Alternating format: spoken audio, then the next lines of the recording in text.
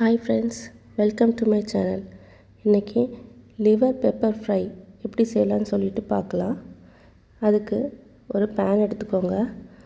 அதில் கொஞ்சம் ஆயில் ஊற்றிக்கோங்க. ஆயில் கொஞ்சம் அதிகமாக இருந்தால் நல்லாயிருக்கும். இதில் 1 டீஸ்பூன் பெருஞ்சீரகம் சேர்த்துக்கிறேன்.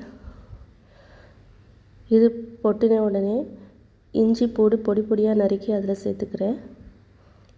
இஞ்சி பூடு கொஞ்சம் வதங்கி அந்த ஸ்மெல் வர்றது வரைக்கும் கொஞ்சம் வதக்கிக்கோங்க. அதுக்கப்புறம் ஒரு 2 துண்டு பச்சை மிளகு பொடியாக நறுக்கி அதில் சேர்த்துக்கிறேன். அதையும் நல்லா வதக்கிக்கோங்க. இப்போது ஒரு பெரிய வெங்காயம் பொடி பொடியாக நறுக்கி சேர்த்துக்கலாம்.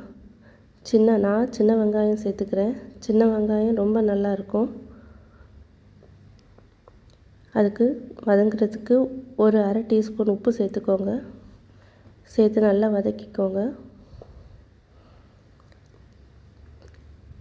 வெங்காயம் நல்லா வறுபட்டு வரணும். அது வரைக்கும் நல்லா வதக்கிக்கணும்.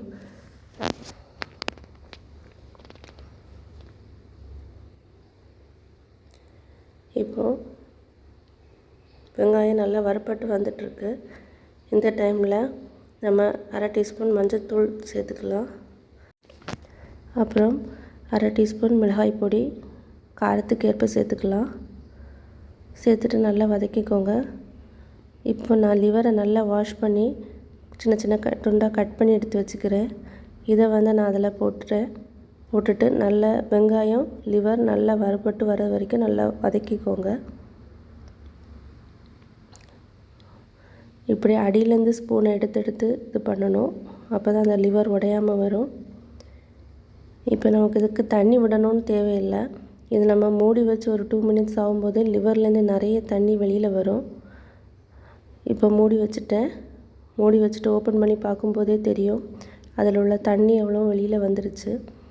இனி இதை ஓப்பன் பண்ணி வச்சே கொஞ்சம் வதக்கி எடுக்கணும். அப்போ அந்த தண்ணியெல்லாம் போய் ட்ரையாக வரும்.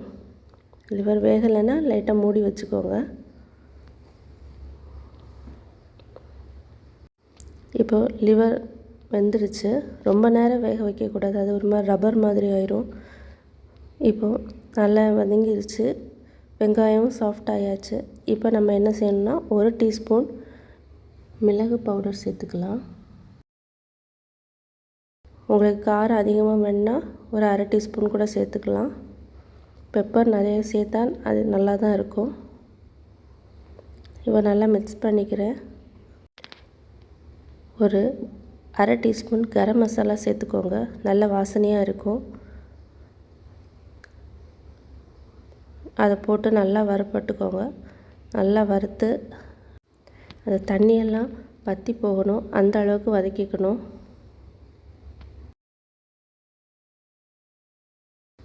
மெதுவாக தான் அதை கிளறி விட்டுட்டே இருக்கணும். இப்போ ட்ரை ஆகி வந்துட்டுருக்கு. இப்போ லைட்டாக மூடி வச்சுக்கலாம். அந்த மசால் எல்லாம் நல்லா அதில் பிடிச்சி வர்றது வரைக்கும் அதை லைட்டாக மூடி வச்சுக்கலாம். ஓப்பன் பண்ணி பார்க்கும்போது நல்லா வந்துருச்சு. நல்லா மசாலாலாம் ட்ரை ஆகி வந்துருச்சு. இந்த டைமில் நம்ம கேஸ் ஆஃப் பண்ணிக்கலாம். கொத்தமல்லி இருந்துச்சுன்னா பொடி பொடியாக நறுக்கி சேர்த்துக்கலாம். ரொம்ப சூப்பராக ரெடி ஆகிடுச்சு. ரொம்ப டேஸ்ட்டாக இருக்கும். ஒரு சர்விங் பவுலில் மாற்றிட்டு இதெல்லாம் சப்பாத்தி கூட எல்லாம் நம்ம ரோல் பண்ணி வச்சு சாப்பிட ரொம்ப டேஸ்ட்டாக இருந்துச்சு. ரொம்ப ஆரோக்கியமாக இருக்கும். பிடிச்சிருந்தால் லைக் பண்ணுங்கள், ஷேர் பண்ணுங்கள், சப்ஸ்கிரைப் பண்ணுங்கள். தேங்க்ஸ் ஃபார் வாட்சிங்.